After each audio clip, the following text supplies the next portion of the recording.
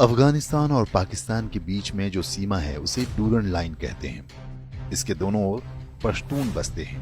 अफगानिस्तान के पश्तून सीमा से सटे इलाके के पठानों को तो पश्तून मानते हैं, लेकिन पंजाब के पश्तूनों को गुल खान बोलते हैं। पश्तो भाषा में ये गाली है जिसका अर्थ होता है बखलोल किस्म का पश्तून।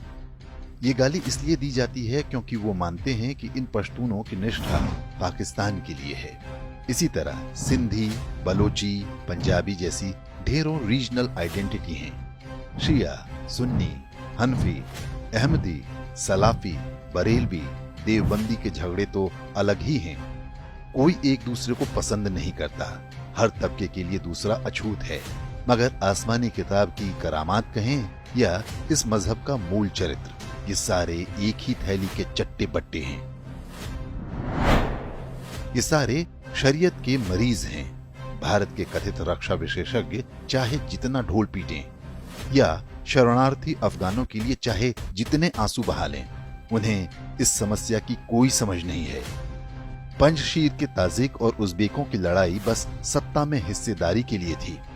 शरीयत को लेकर सारे एक मत हैं।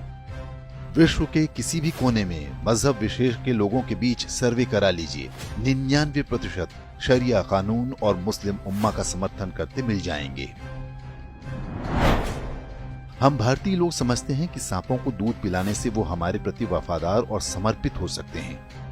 हमेशा से ये हमारी विदेश नीति का सबसे कमजोर पहलू रहा है। 500 वर्ष तक अत्याचार सहने के बाद भी हम नहीं समझ पाए कि एहसान फरामोशी उनका मूल चरित्र है। इसी अति उत्साह में हम अफगानिस्तान में अपनी अरबों डॉलर की इन्वेस्टमेंट डूबो बैठे हैं। अपने देश से पहले हमने काबुल में संसद की बिल्डिंग बनवाई, ऐसा अत्याधुनिक संसद भवन जो विश्व के बड़े बड़े विकसित देशों में भी नहीं है। अब वहीं पर बैठकर तालिबान कश्मीर को भारत से अलग करने के षड्यंत्र रचा करेगा। देहरादून में इंडियन मिलिट्री एकेडमी यानी आईएमए है। कुछ महीने पहले आईएमए के इतिहास में पहली बार कैडेट्स के बीच में मारपीट की घटना हुई थी। एकेडमी में अफगान नेशनल आर्मी के कुछ कैडेट्स ट्रेनिंग के लिए आए थे। एक भारतीय कैडेट ने मजाक मजाक में तालिबान के खिलाफ कुछ बोल दिया। अफगानी और दूसरे मजहबी कैडेट्स फौरन एकजुट हो गए, भारतीय कैडेट्स पर हमला कर दिया। किसी तरह बीच बचाव करके मामला सुलझाया गया। भारतीय कैडेट्स पर अनुशासनात्मक कार्रवाई की गई।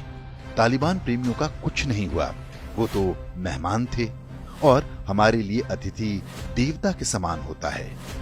आईएमए से ट्रेनिंग के नाम पर मुफ्त की मलाई चाट कर गए उन्हीं अफगान कैडेट्स ने तालिबान के आगे बिना एक भी गोली चलाए हथियार डाल दिए।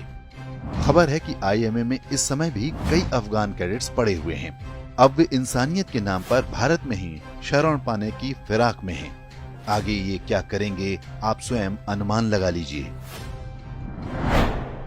इसी तरह अफगान क्रिकेट टीम को भी भारत कई साल से पाल रहा है।